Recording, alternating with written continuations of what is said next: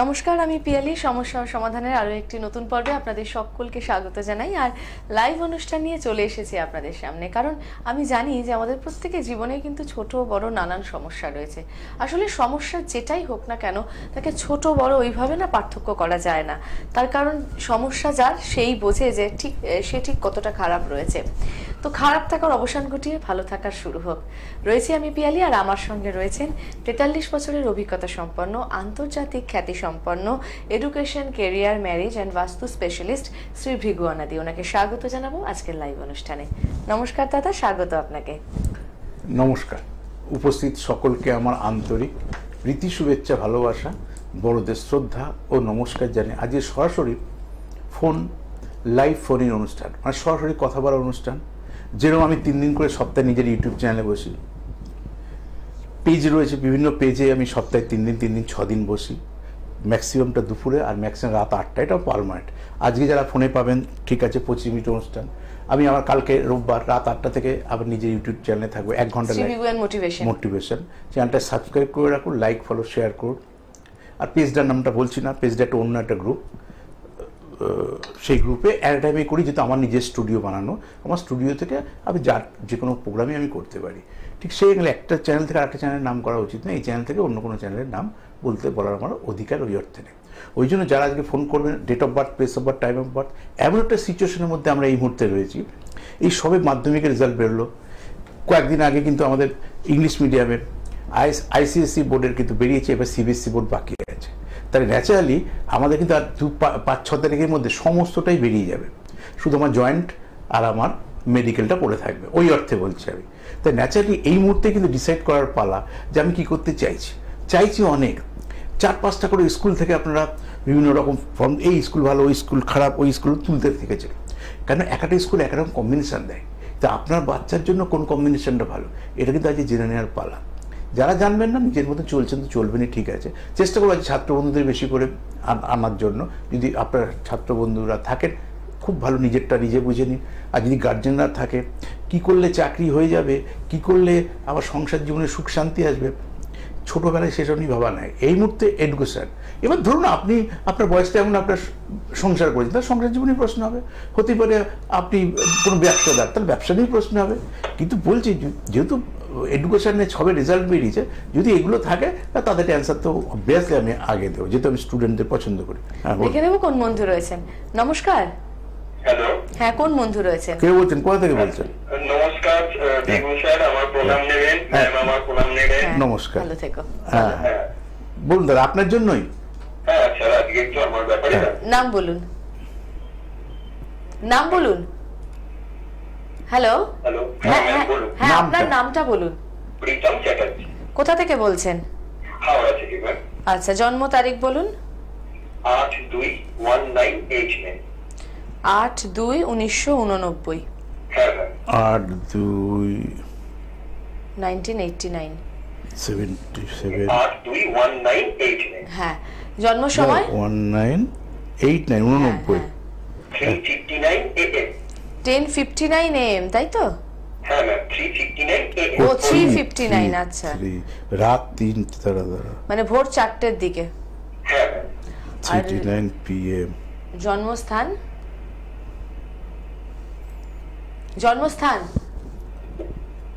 Howrah. Hospital না nursing home? Nursing home. 3:59 AM। তাহলে আপনি বলেছেন 8ই ফেব্রুয়ারি 1989, মানে 1 মিনিট কম ভোর 4টে।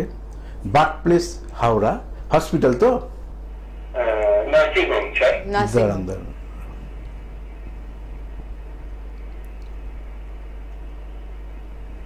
হ্যাঁ, আপনার তো নিশ্চয়ই রাশি বলে দিত। আপনার কুম্ভ রাশি, আশা করি জানেন জিনিসটা। আপনার কুম্ভ হচ্ছে রাশি, রাশির ডিগ্রিটা হচ্ছে 17 ডিগ্রিতে রয়েছে। এর স্টেডি মানে 2 ডিগ্রি জাস্ট বেশি আছে। একটু রেসপন্স করবেন। হ্যাঁ, লগ্নটাও রয়েছে আপনার কত ডিগ্রিতে সেটাও বলে দিই। আপনার 19 ডিগ্রিতে, ঠিক আছে, সেম প্রায়। এটা 17 ডিগ্রি, ওটা 19 ডিগ্রি। 15 ডিগ্রি অবধি সব লগ্ন স্টেডি। আর আমরা যেমন পড়াশোনা করেছি দেখবেন, 30 ডিগ্রি যদি ঘর হয়, ধরুন কথার কথা বলছি, আপনি 100 মাধ্যমিক পরীক্ষা, এটা কথা দিয়ে বলছি, 100 একটা পার্সেন্টেজ। 50 হলে কি বলে, 50 অর্ধেক হলে 50 হয়েছে। 50-র ওপর 60 হলে 60, কিন্তু কতটা আমার 100-এর কিন্তু 40% পেছনে আছে, মানে আমি অলরেডি 50% ওপর 10। ঠিক সেরকম এখানে 15 ডিগ্রি অবধি, 30 ডিগ্রি 15 ডিগ্রি অবধি সেই গ্রহগুলো বলবান, 2 ডিগ্রি বেশি, 4 ডিগ্রি বেশি, 5 ডিগ্রি বেশি, তখন ওই ফলগুলো আলাদা হয়, সাধারণ মানুষ বুঝতে পারে না, ওই জন্য আমি ডিগ্রিতে জাস্ট বোঝানোর জন্য বোঝালাম। বলুন দাদা ভাই, প্রশ্নটা এই মুহূর্তে।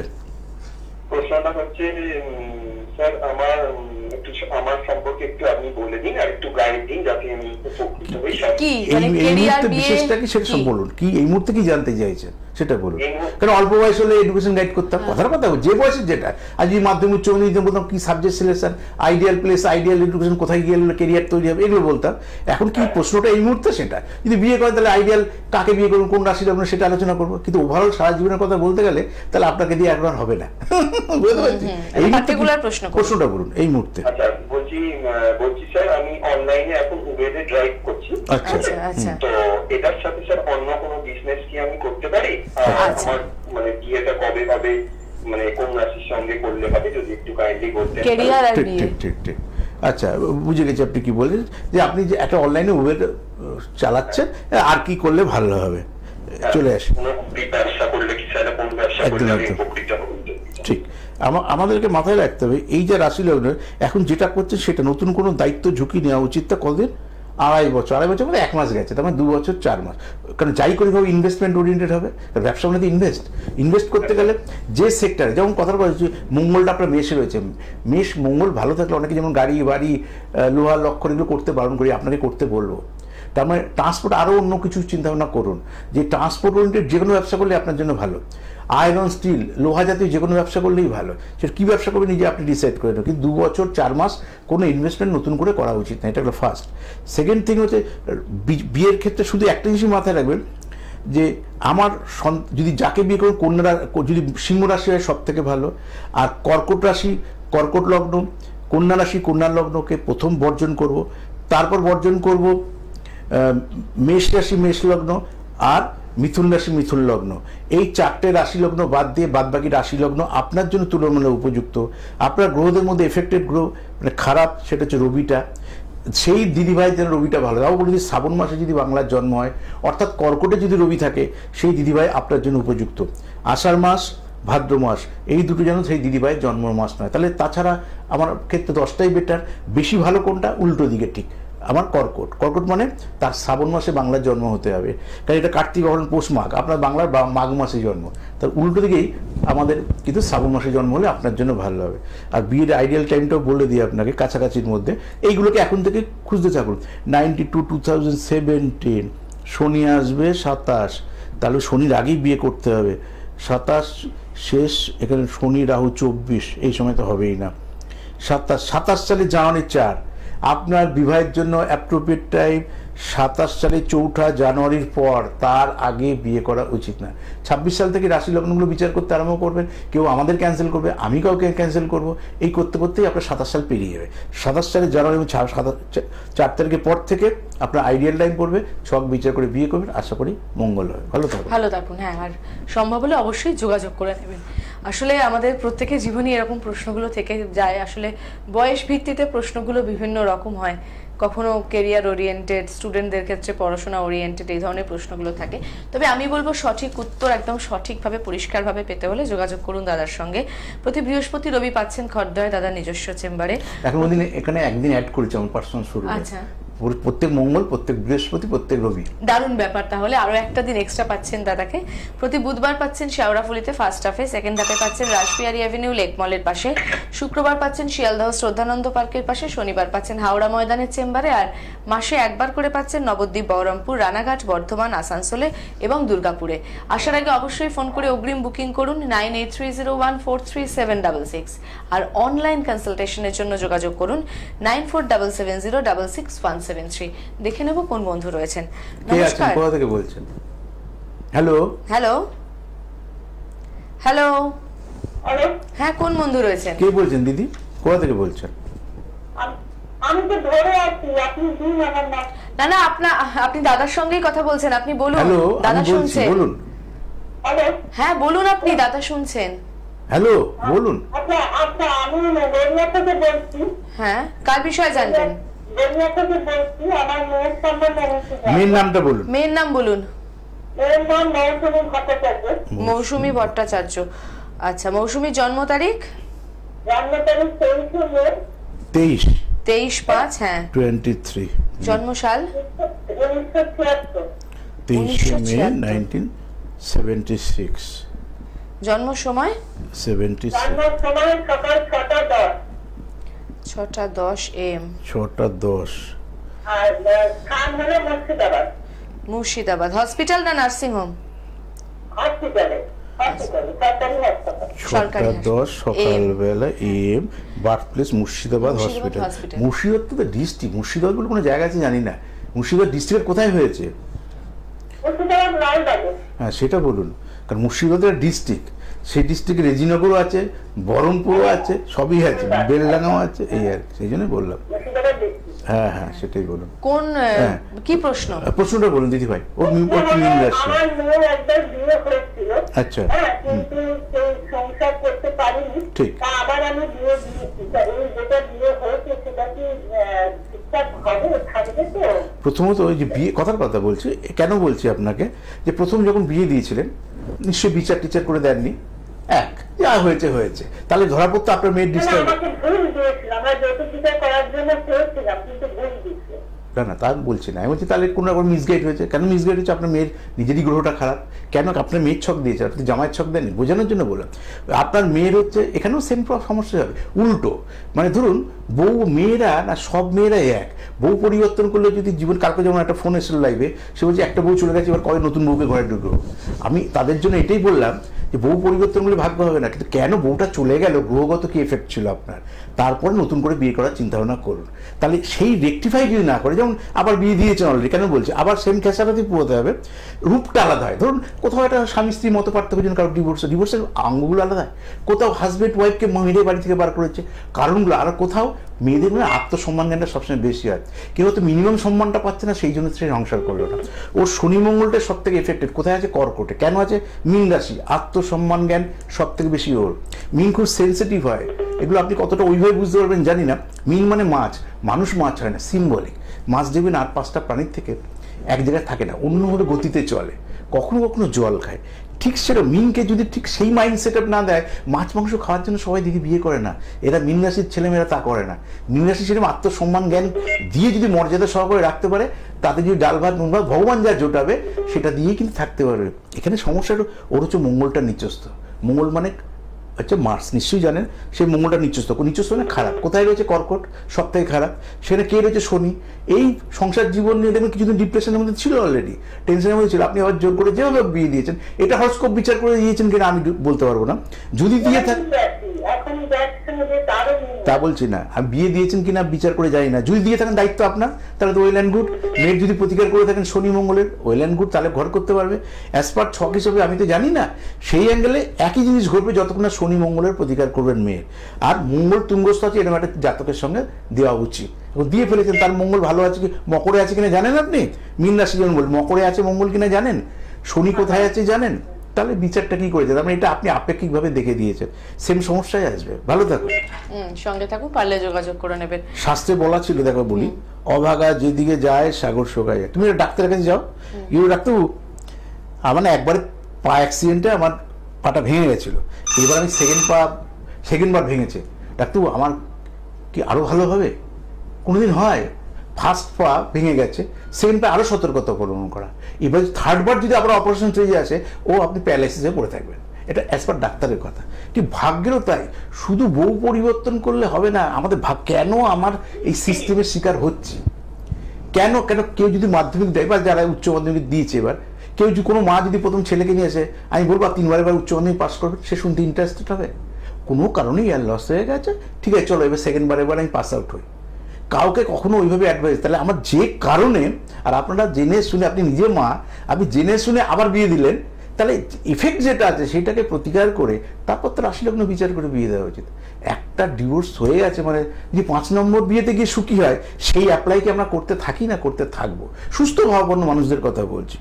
কে আছেন বলুন? হ্যাঁ, কোন বন্ধু রয়েছেন? নমস্কার। হ্যাঁ, কোন বন্ধু রয়েছেন? নমস্কার ম্যাডাম। হ্যাঁ নমস্কার দিদি। আমি আমার দাদার নাম বলুন। দাদার নাম বলুন। দাদার নাম বলুন। অঙ্কিত শীল। হ্যাঁ, অঙ্কিত শীল। অঙ্কিত শীল, তাই তো? কোথা থেকে বলছেন আপনি? কোথা থেকে? হ্যালো, আপনি কোথা থেকে বলছেন? গোয়ালিয়র থেকে বলছেন। ও যাদবপুর থেকে বলছেন। আপনার ডেট অফ বার্থ? দাদা জন্ম তারিখ বলুন। 30 না 30-এ 30th 30 কত মাসটা? 1991 মাসটা বলুন। ডিসেম্বর 30/12/1991, তাই তো? জন্ম সময়টা বলুন। 91 তো এখানে সকাল 8:30। 91। হ্যাঁ 91। 91। জন্মস্থান গোয়ালিয়র, তাই তো? 91। টাইম অফ বার্থ কত বলুন? সকাল 8:30। সকাল 8:30। হসপিটাল নার্সিংহোম না বাড়ি? হসপিটাল নার্সিংহোম না বাড়ি কোথায় হয়েছে? গোয়ালিয়রে হসপিটাল, গোয়ালিয়র হসপিটাল। সকালবেলায়? সকাল বললো তো? হ্যাঁ সকাল। তো AM 8:30 AM।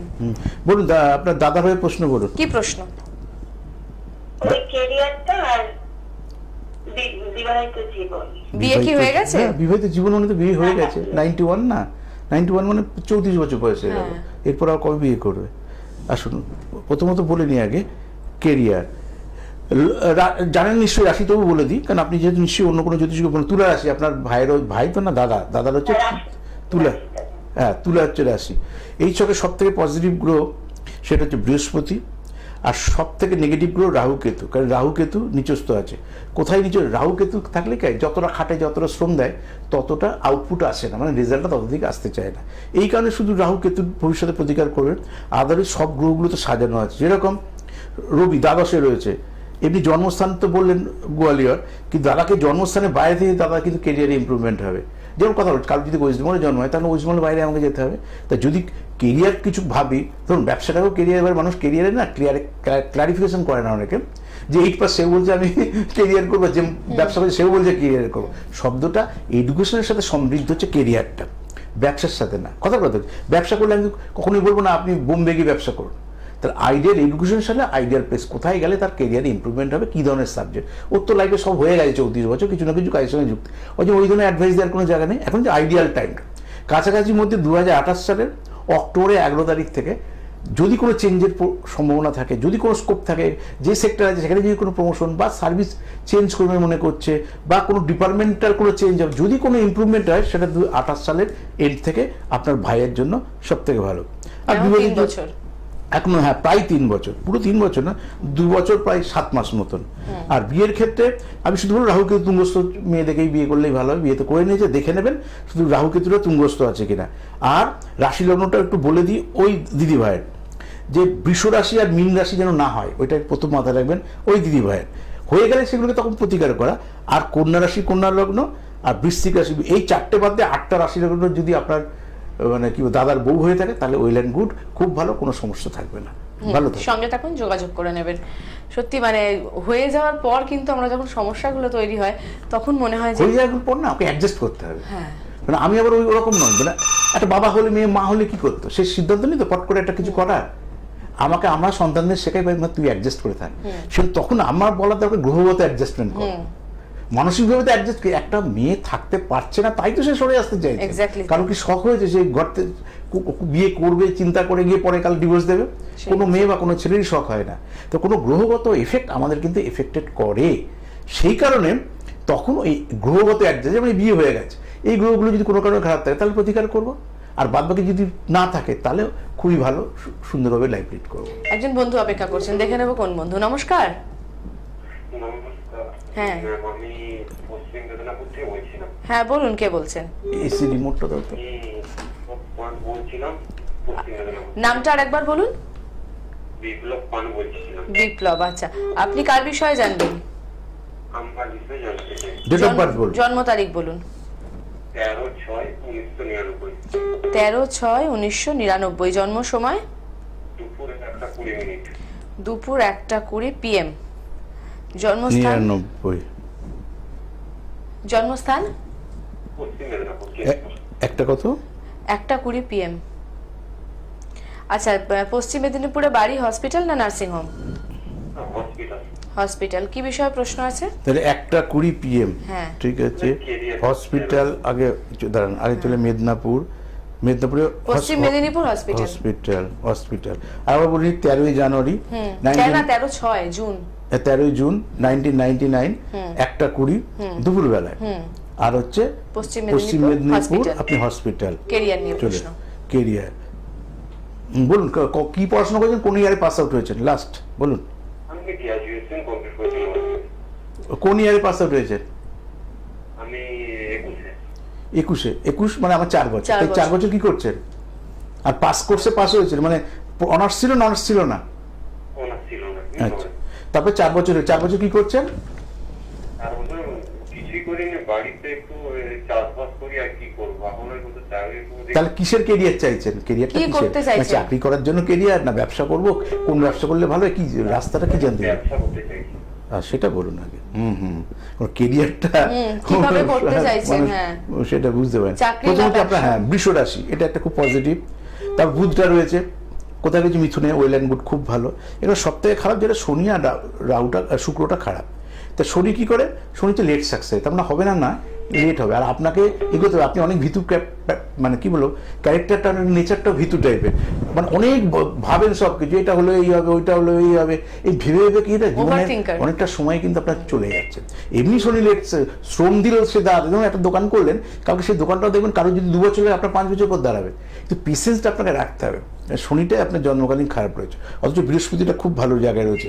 কোথায় রয়েছে? রাশির দ্বাদশে রয়েছে। দ্বাদশ থেকে লেট সাকসেস, কিন্তু সাকসেস 100% আসবে। ব্যবসা করলে জল জাতীয়, জল জাতীয় আর ফার্টিলাইজার ওরিয়েন্টেড, এই দুটো ব্যবসা করবেন। জল মানে মিনারেল ওয়াটার প্ল্যান্ট, মানে খুচরো বিক্রেতা না, কিন্তু জল জাতীয় ব্যবসা বা মাছের চাষ, জল দিয়ে যা যা হয় সেই ধরনের ব্যবসা সব থেকে আপনার ভালো হবে। দুই হচ্ছে যদি মনে করেন ফার্টিলাইজার, যেহেতু গ্রাম বাংলায় থাকেন, ফার্টিলাইজার শুক্রের ব্যবসা, ওই জন্য শুক্রকে প্রতিকার করতে বললাম। ফার্টিলাইজার করলে আপনার জন্য ভালো হবে। বুধ এগ্রিকালচার ওরিয়েন্টেড কোনো ব্যবসা, কোনো লোহা লক্কর, গাড়ি ঘোড়া, মাটির নিচে ইট বালি সিমেন্ট সুরকি পাথর কোনোদিন করবেন না। তো যে ব্যবসাগুলো বললাম সেগুলো করবেন। গ্রহদের মধ্যে শনিকে আগে প্রতিকার করবেন, যাতে টাইমটা বেশি না, কারণ বয়সটা এখন অনেকটাই অল্প নিয়ন্ত্রণে আছে। যা করতে হবে 2-3 বছরের মধ্যে নিজেকে দাঁড় করাতে হবে, তারপর তো পরের জেনারেশন।